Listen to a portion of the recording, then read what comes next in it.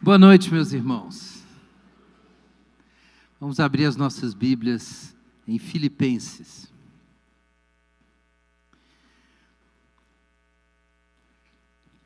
Filipenses, capítulo 2. Nós vamos começar fazendo a leitura dos versos 1 até 5. Filipenses 2, 1 até 5.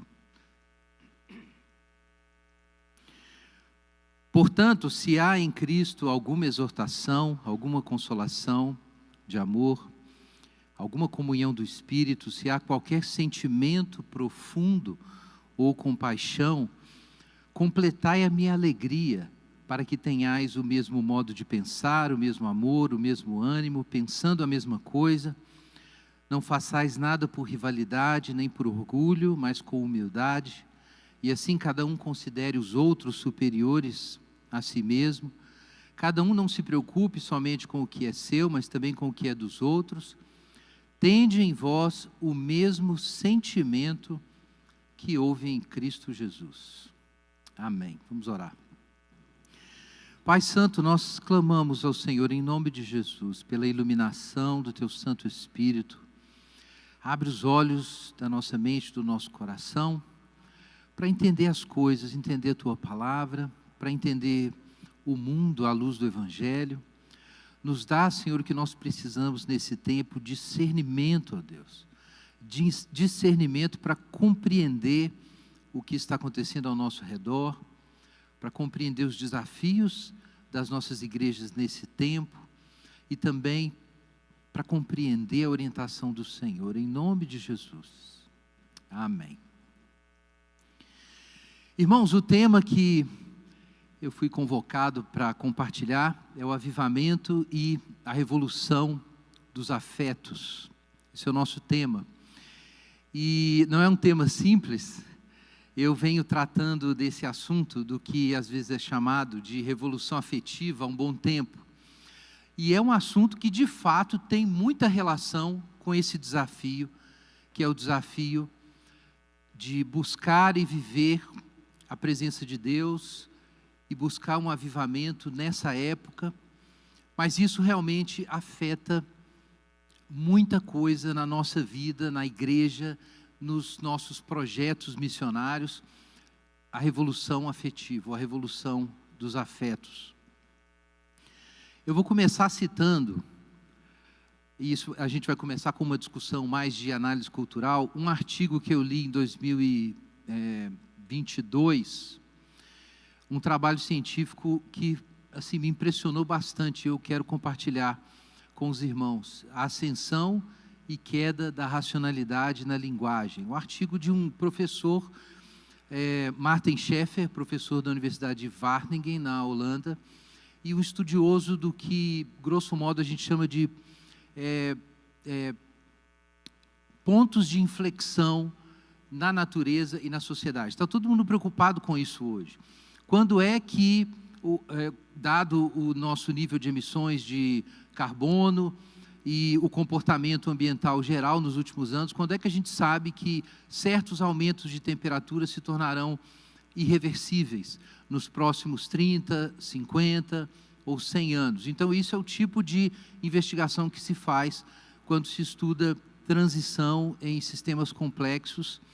E há uma discussão muito grande sobre a relação entre comportamento humano e as questões ambientais. Então, embora Martin Schaeffer estude pontos de flexão inicialmente na natureza, ele decidiu pesquisar na sociedade. Um dos assuntos que o interessou, por exemplo, foram as transições em grandes civilizações ou impérios. Como é que eles crescem e entram em colapso? Quais são os padrões? O que faz o colapso de uma civilização ser irreversível? E ele decidiu estudar um ponto super interessante do mundo contemporâneo, que são os padrões no uso da linguagem. Daí eles escreveram esse artigo, junto com dois outros estudiosos, The Rise and Fall of Rationality in Language. E o que ele descobriu foi muito interessante. Eu achei que a gente ia projetar, mas acho que não deu certo, né? Enfim, ele fez uma descoberta muito interessante, e eu acho que a gente precisa dar atenção a ela. pesquisando as bases de dados da Google e de outros, como o New York Times, tem uma base de dados muito grande, com muitos livros digitalizados, muitos artigos digitalizados, milhões e milhões de páginas de texto. Eles decidiram pesquisar os padrões no uso da linguagem e descobriram que de 1870, se eu não me engano, para cá, nós tínhamos visto um aumento no uso, nas palavras relacionadas com comunidade e racionalidade. Essas palavras, as palavras a respeito da sociedade, do que é comum e do uso da razão, estavam em alta desde o final do século XIX, em toda a produção jornalística, literária, científica, e isso foi crescendo até por volta de 1980. Quando chega em 1980, chega num platô. A gente chega num platô e o uso de termos relacionados com o coletivo e com a razão para de subir. E o que acontece depois de 1980 é que a gente tem uma queda dramática no uso de palavras relacionadas com o coletivo e com a racionalidade, uma queda dramática e uma subida no número de palavras relacionadas com sentimentos e com o eu. Isso eles descobriram em inglês, em espanhol, e depois pesquisaram em outras línguas e detectaram o mesmo padrão em 7 línguas diferentes, usando as maiores bases de dados de textos e produção literária e linguagem que existem disponíveis hoje. Então eles encontraram um padrão que foi chamado de taco de golfe. Então você tem essa queda no uso de palavras relacionadas a sentimento e individualidade até final dos anos 70, início dos anos 80, e depois, de repente, você tem uma ascensão brutal. E o oposto acontece com as palavras relacionadas com racionalidade e comunidade ou coletividade. Elas caem. E eles chegaram a conclusões muito significativas para nós. Descobriram, inclusive, que teve uma outra mudança por volta de 2005 e 2007, entre esses 2 anos, o número de palavras, de pronomes no plural entra em declínio e o uso de pronomes no singular supera o de pronomes no plural. Então as pessoas realmente estão falando mais de si e falando mais sobre a sua individualidade. E eles chegam a uma conclusão importante, eu vou citar aqui um trecho do artigo. A mudança universal e robusta que observamos sugere um rearranjo histórico do equilíbrio entre coletivismo e individualismo e, com isso, entre o racional e o emocional. Seria isso uma mudança profunda nas atitudes de pensamento? Lembrando que ele pesquisa pontos de inflexão na natureza e na sociedade. Claramente, a emergência do discurso de pós-verdade sugere essa mudança e nossos resultados são consistentes com a interpretação de que o fenômeno da pós-verdade está ligado a uma gangorra histórica no equilíbrio entre nossos dois modos fundamentais de pensamento. Se isso for verdadeiro, é muito provável que seja impossível reverter a mudança oceânica que temos sinalizado. Do que Martin Schaeffer está falando? De uma transformação na imaginação moral de todo o Ocidente moderno e particularmente das grandes cidades, em que a gente perde a capacidade de priorizar a razão e o coletivo e a gente passa a priorizar a minha individualidade e os meus sentimentos. É uma mudança de larga escala que realmente sugere, o que foi muito discutido antes, que nós estamos entrando em alguma coisa com uma pós-modernidade. Porque realmente a racionalidade foi um dos grandes temas do mundo moderno. E a gente está virando agora o jogo e experimentando uma outra coisa. E muita gente já notou isso. O cientista político inglês William Davies escreveu recentemente sobre isso, um livro sobre como a política moderna é cada vez menos baseada na racionalidade, no diálogo e mais na resposta emocional. E publicou um livro chamado Nervous States, ou Estados Nervosos, né? Uma ironia. Mas ele diz isso, os mundos individuais e coletivos têm sido tomados pelo sentimento, democracias têm sido transformadas pelo poder do sentimento de formas que não podem ser ignoradas ou revertidas. E essa é a nossa realidade agora. Então, as nossas instituições políticas, que foram construídas para desacelerar o sentimento, para dar tempo da gente sentar e pensar e conversar, então a gente atrasa processos para que a gente construa consensos e não entre em guerra, essas instituições não funcionam mais para filtrar e moderar os nossos sentimentos. Eles explodem e são acelerados agora por novas tecnologias e a gente não consegue mais conversar. Isso é um problema, porque para existir política, de fato, tem que ter diálogo. É necessário que a gente construa consensos. Se você não constrói nenhum tipo de consenso, o que você vai ter é a guerra. As vísceras dominam o processo. Um outro pensador contemporâneo, Edgar de Cabanas, diz que nós vivemos agora em uma repicracia, uma civilização orientada não para o bem, mas para o bem-estar dos indivíduos, e os cidadãos hoje são tutelados pelo mercado e pelo Estado para se sentirem bem o tempo inteiro. Ele chama o cidadão contemporâneo de psidadão.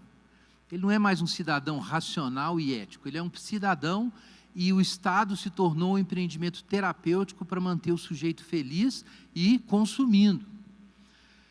Tem gente que apresenta quadros mais dramáticos. Um pensador muito apreciado hoje, Byung-Chul Han, escreveu um livrinho muito interessante, uma psicopolítica, em que ele diz, falando sobre o mercado contemporâneo, que a gente vive num sistema de consumo e consumo emocional, em que esse sistema se tornou inteligente o suficiente para saber como seduzir e alcançar o nosso sistema 1, né? Quem gosta de economia comportamental vai se lembrar disso aí, nosso sistema límbico, e ignorar os filtros da nossa racionalidade. O sistema é muito inteligente, existe até mesmo o que a gente chama hoje de computação afetiva. Então nós temos não apenas um mercado inteligente, mas um mercado anabolizado por novas tecnologias, isso aumenta agora com a inteligência artificial, na qual os seus desejos e as suas vulnerabilidades emocionais são detectadas e exploradas, para que você mantenha as relações de consumo. Então, nós estamos numa situação que eles chamam de psicopolítica, em que o sistema é mais inteligente que o seu sistema 2, né? O seu córtex pré-frontal é ignorado, o seu sistema límbico é acessado diretamente pela máquina de vendas e de influência e de entretenimento. Então, nós realmente estamos numa revolução afetiva, essa é a questão. Quando eu comecei a falar sobre isso anos atrás, eu destacava o fato de que a moralidade está mudando por causa da revolução afetiva. É por isso que hoje não se concebe mais família, casamento e relações éticas entre as pessoas a partir de um paradigma ético. A família contemporânea é chamada de família eudemonística por alguns juristas, influentes no direito de família brasileiro, por exemplo, que vão dizer que o objetivo da família não é nenhum projeto religioso ou ético público, mas a felicidade individual dos seus membros. E o critério para dizer o que é família e se a família deve permanecer ou não, é afetivo nesse sentido, da felicidade emocional. Mas é claro que a revolução afetiva é algo muito mais amplo do que a transformação da sexualidade, do que a mudança nos padrões de família e casamento. É muito mais ampla. Ela alcança o entretenimento, alcança a política profundamente, alcança a educação, que há muito tempo não é uma educação ética e para a virtude, no máximo ela pensa em habilidades socioemocionais, mas não se fala de formação para a virtude. É um processo muito amplo, muito grande, essa revolução afetiva. E nós estamos numa situação de instabilidade na civilização moderna, em parte por causa dessa transformação. Agora, o que o cristianismo pode dizer a respeito disso? Nós poderíamos alegar que o cristianismo vai falar sobre verdade, sobre ética, sobre racionalidade, e poderíamos contrapor a racionalidade às emoções. Mas, como eu comentei no podcast mais cedo hoje, da Transmundial, isso não seria totalmente verdadeiro, porque, irmãos, no início da tradição evangélica, lá nas suas raízes, havia uma consciência de que a verdadeira religião é emocional. Então eu posso citar aqui, por exemplo, Jonathan Edwards, muito conhecido. A gente está falando sobre avivamento. Jonathan Edwards foi um dos grandes nomes do primeiro grande despertamento, que foi um avivamento importantíssimo, e muitos até mesmo relacionam a independência americana e a formação da nação a esse grande avivamento que aconteceu. E ele foi um dos líderes desse avivamento no século XVIII. E Jonathan Edwards, constatando que nos avivamentos e naqueles derramamentos do Espírito, a expressão das emoções era muito intensa, preocupado com isso e percebendo que em alguns momentos parecia do Espírito Santo e às vezes não, ele escreveu uma obra muito importante, que foi o Tratado das Afeições Religiosas. Então vejam, desde o início da tradição evangélica, a questão dos afetos faz parte da discussão de teologia fundamental e de teologia prática. Não é porque agora está acontecendo uma revolução afetiva que a gente vai começar a pensar nisso. Na verdade, nós, na tradição evangélica, pensamos isso antes do nascimento da psicologia moderna. Isso já estava na mesa. E o Jonathan Edwards diz uma coisa muito interessante, falando sobre a experiência dos avivamentos. Atenção, a religião celestial consiste, sobretudo, em afeições. Isso é ortodoxia reformada. A religião celestial consiste, sobretudo, em afeições. A gente leu agora, Paulo nos convoca a ter certos sentimentos. E ele descreve vários desses sentimentos. E ele diz que a gente tem que ter o mesmo sentimento que havia em Jesus. A mesma mente, a mesma disposição. Então vamos entender em primeiro lugar isso. Se nós vamos discutir, criticar a revolução afetiva, a gente precisa ter em mente que o cristianismo é uma religião afetiva. Eu posso citar aqui, por exemplo, Romanos 12, versos 9 em diante. Só ouçam. O amor seja sem fingimento. Odiai o mal. Apegai-vos ao bem. Amai-vos de coração uns aos outros com amor fraternal. Não sejais descuidados no zelo, sede fervorosos no espírito, alegrai-vos na esperança. Às vezes Paulo, dando instruções sobre a vida cristã, vai falar sobre os nossos deveres entre nós. Aqui ele fala também, mas ele descreve em termos de afetos. Então, o afetivo é importantíssimo no cristianismo e na tradição evangélica. E a gente não pode ignorar isso. A fé autêntica é afetiva. Ela não é só afetiva, mas ela também é afetiva. Avivamentos espirituais são afetivos. Eles envolvem paixões e sentimentos, e amor e apego ao Senhor e à sua palavra. Mas, irmãos, os afetos na modernidade têm uma história tortuosa. Talvez alguns já tenham ouvido falar sobre um pensador chamado Max Weber, escreveu uma obra muito importante, A Ética Protestante, o Espírito do Capitalismo, em que ele sustentou que foi o protestantismo quem introduziu certas disciplinas de trabalho, de economia, de racionalização da produção, que levaram ao capitalismo e à indústria moderna, e trouxeram muita riqueza para o mundo, sem dúvida nenhuma. Mas um outro sociólogo, recentemente, Colin Campbell, escreveu um livro muito interessante, A Ética Romântica e o Espírito do Consumismo Moderno, em que ele vai dizer o seguinte: nós não teríamos o capitalismo como funciona hoje se uma religião não tivesse ensinado as pessoas a trabalhar duro, a serem honestas e a poupar o dinheiro. Foi o protestantismo, o cristianismo, mas especialmente o protestantismo que ensinou isso. Mas de onde as pessoas modernas aprenderam, que é uma novidade, a gastar tudo que elas tinham poupado? Onde é que elas aprenderam o consumismo?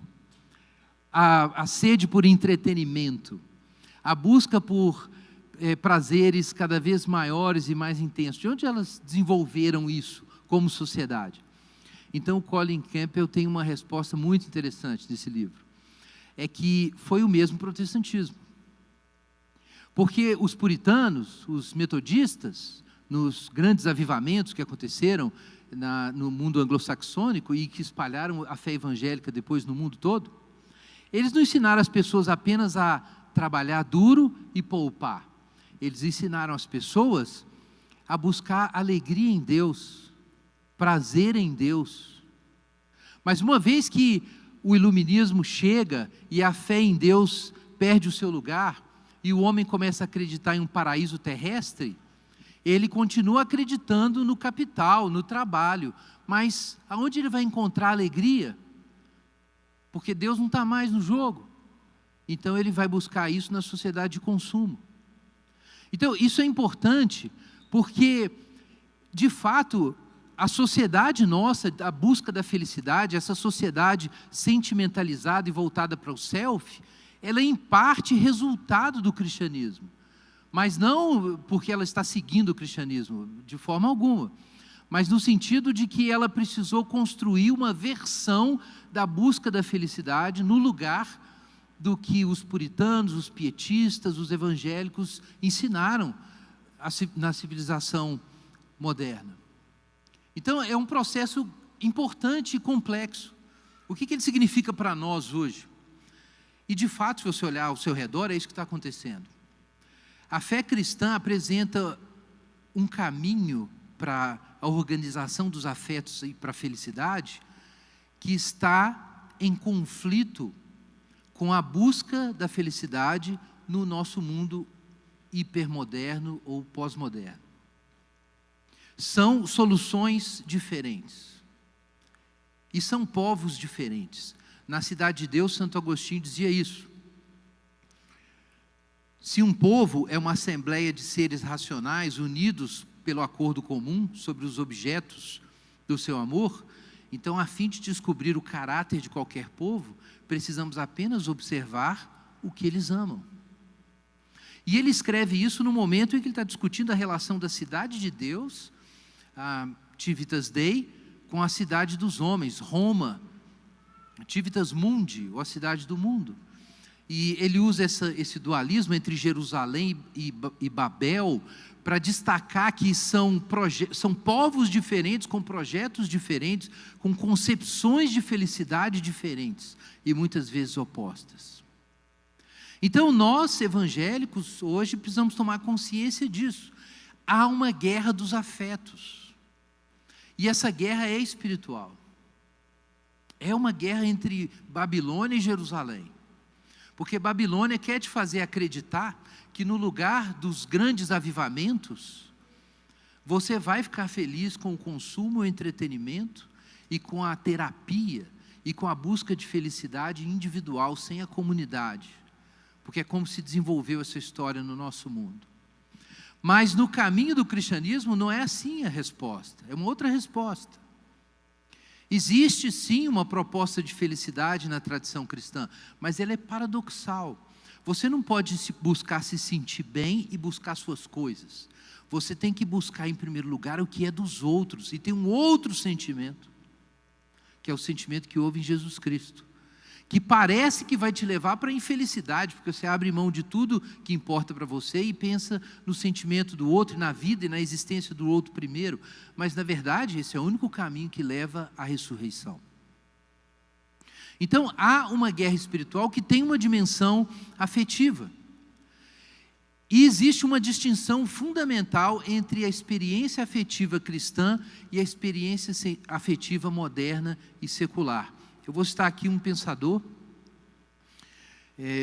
Dietrich von Hildebrand, foi um combatente do nazismo, foi até preso por isso, mas sobreviveu. Ele escreveu um livro muito importante, O Coração, The Heart, e ele fala algo sensacional. A marca específica da inautenticidade, falando aqui dos sentimentos, é que ao invés de focalizar no bem que nos afeta ou nos motiva a uma resposta afetiva, alguém reverte para os seus próprios sentimentos. O tema da experiência é mudado do objeto para o sentimento causado pelo objeto. O objeto assume o papel de um meio cuja função é nos prover com um tipo de sensação. O que o Hildebrand está dizendo? Que a visão clássica sobre os sentimentos é que os sentimentos são meios de você se encontrar com a realidade. Os sentimentos são meios de se encontrar com o bem, se encontrar com Deus, se encontrar com as pessoas, se encontrar com a criação. Mas na medida que o ser humano descrê da existência do bem, da existência de Deus, da importância do mundo e dos outros, ele deixa de viver a sua vida emocional como um meio de se conectar e entra em curto-circuito. E agora você faz outra coisa, você usa as pessoas e usa os bens para ter experiências e cultivar sensações. E essa é a sociedade moderna. As pessoas se apaixonam ou ficam interessadas romanticamente em uma outra pessoa, mas existe, agora isso está normalizado, né? Existe essa noção de que você não pode se comprometer demais. Você não pode fazer compromissos que você será emocionalmente muito desafiado e você pode ter um prejuízo. Então você põe um freio na sua conexão com os outros, mas você ainda quer um envolvimento romântico. Então você usa as pessoas enquanto você se sente bem com elas. Anthony Giddens chamava isso de relação pura. Então, na hora que aquela relação se tornou um prejuízo ou desconfortável por alguma razão, então você não se engajou totalmente com aquela pessoa, então você retira dela o seu afeto. Você não investe muito para ficar preso ali. Então as pessoas se tornam um curto-circuito, um lugar para você ficar com a pessoa ali e ter experiências. E depois você fica com outra pessoa e tem experiências, como o celular, como qualquer coisa que a gente usa e descarta. Então isso faz parte do mundo atual, é muito forte isso. É o mundo do entretenimento, em que a gente passa por uma sucessão de experiências e a gente não tem paciência para ficar em uma coisa só. A gente não enxerga nenhum bem nas coisas para além do bem-estar que elas causam. Isso é inautenticidade emocional. E o paradoxal nessa história toda é que uma sociedade em que nós temos muitos sentimentos de raiva, de alegria, de excitação, de prazer, a gente tem esses sentimentos, mas a gente não consegue fazer conexões. Ao invés de ser uma sociedade mais afetiva, é menos afetiva. É uma sociedade muito sentimental e muito excitada, mas pouco afetiva. Porque você não conecta. Então o afeto significa isso, não é só ter um sentimento, é você se ligar, é você se apaixonar e você permanecer naquele lugar. Então vejam que a assim chamada revolução afetiva nos trouxe a uma situação pós-afetiva. É uma situação em que, como se a gente tivesse um tipo de trauma, a gente quer continuar tendo as nossas experiências de prazer, mas a gente não quer fazer compromisso. E por isso nós temos agora, ano passado, o chefe do sistema de saúde norte-americano, cirurgião geral, publicou um grande relatório denunciando a epidemia de solidão e distanciamento social na América do Norte, com vários efeitos na saúde pública, e ele considera uma das maiores patologias hoje nacionais, e lançou um plano nacional para as pessoas voltarem a ter conexões. Isso aconteceu agora, no segundo semestre, no ano passado. Então, a revolução afetiva, paradoxalmente, é a morte dos afetos. Porque se você começa a se fixar nos sentimentos, você descola da realidade. E a realidade significa Deus, a criação e as pessoas. Então vejam o nosso desafio, porque a nossa fé é uma fé afetiva e é uma fé de sentimentos. Mas como a gente cultiva uma fé de sentimentos intensos, numa civilização que aprendeu a manipular os nossos sentimentos, nos tornou viciados em entretenimento, em luzes e sons, e ao mesmo tempo nos ensinou a desconectar moralmente, a não fazer compromissos. Um dos autores que eu acho proféticos para entender o que está acontecendo, e eu já citei hoje mais cedo, é C.S. Lewis. Ele escreveu um livro sensacional, Surpreendido pela Alegria. Quem já ouviu falar desse livro? É um livraço, mas tem muita gente que não gosta. E eu descobri por quê. Porque as pessoas decidem que querem ser felizes e acham o livro de C.S. Lewis. Agora eu vou aprender a ser alegre. e vai ler surpreendido pela alegria, e não é nada disso. Mas eu vou dar um spoiler aqui. O C.S. Lewis começa nesse livro contando de uma experiência antes de converter que ele teve, do que ele chama de a alegria, em que ele foi arrebatado por um sentimento de transcendência lendo mitologia nórdica. E ele passou a vida buscando esse sentimento, e de vez em quando isso passava por ele e ia embora. E ele não entendia o que era isso, até que ele foi, depois de um longo processo, ele foi descobrir que a origem dessa alegria era Deus, o Deus de Jesus Cristo. E ele se aproxima então do cristianismo e começa a pensar seriamente sobre Deus, até que ele se converte, né? Tem essa história famosa, que ele diz que quando se ajoelhou, ele era o convertido mais desanimado da Inglaterra. Mas o que ele conta no final do livro, é que ele descobriu aos poucos, que o objetivo não era a alegria,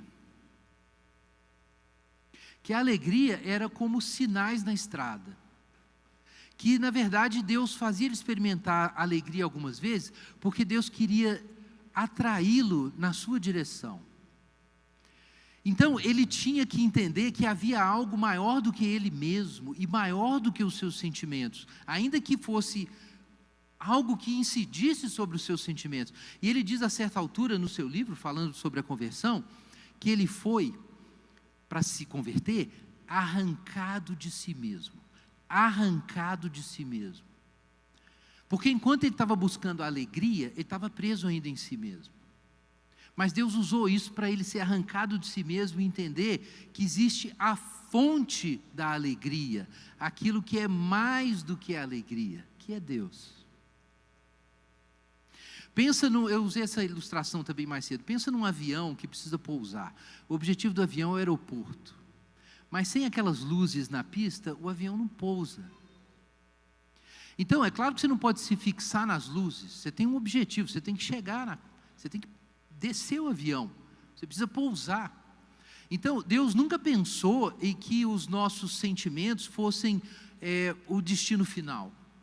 Os nossos sentimentos são sinais que Deus usa para nos conduzir em direção ao bem, nos conduzir em direção ao amor, em direção a Ele mesmo. E a nossa sociedade criou um curto-circuito em que as pessoas, ao invés de procurar o bem sinalizado pelo amor, procuram o bem-estar, meramente o bem-estar. Bonhoeffer também disse a mesma coisa: a nossa salvação é encontrada fora de nós mesmos, não na minha biografia, mas na história de Jesus Cristo. Irmãos, nesse contexto, o que significa um avivamento? Avivamento significa uma coisa no século XVI, no século XVII, no século XIX, mas no nosso mundo, o mundo dessa grande revolução afetiva e desse curto-circuito espiritual, emocional, melhor dizendo, o que significa um avivamento espiritual? Você ser arrancado de si mesmo. É a sua vida emocional deixar de ser o lugar da sua habitação e se tornar um sinalizador de coisas maiores. No mundo da revolução afetiva, a gente precisa buscar algo mais do que se sentir bem na igreja e com Deus. A gente precisa buscar o próprio bem e não o bem-estar. O bem-estar ainda é o pensamento atual. A gente precisa de algo que está além do bem-estar, é o próprio bem. Mas a busca desse bem, irmãos, como a gente viu aqui em Colossenses, em Filipenses, ela é paradoxal. Porque nesse mundo da revolução afetiva, as pessoas buscam a si mesmas se sentir bem. Lembra que a gente passou por esses dois elementos? Qual é a ênfase da civilização atual? A individualidade e as minhas emoções. Mas a Bíblia também vai falar sobre individualidade e emoções. Só que o que ela vai dizer é que você tem que parar de pensar em si mesmo e pensar nos outros.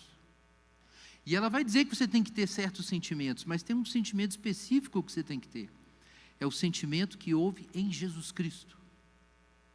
Irmãos, a gente precisa enxergar esse desafio, essa é a guerra espiritual hoje. No mundo da revolução afetiva, a igreja precisa apresentar uma outra visão das emoções, dos afetos, um outro modo de viver sua vida emocional, que na terapia você não vai aprender, por mais competente que seja o seu psicólogo, o seu terapeuta. Esse sentimento, irmãos, só Jesus pode te ensinar.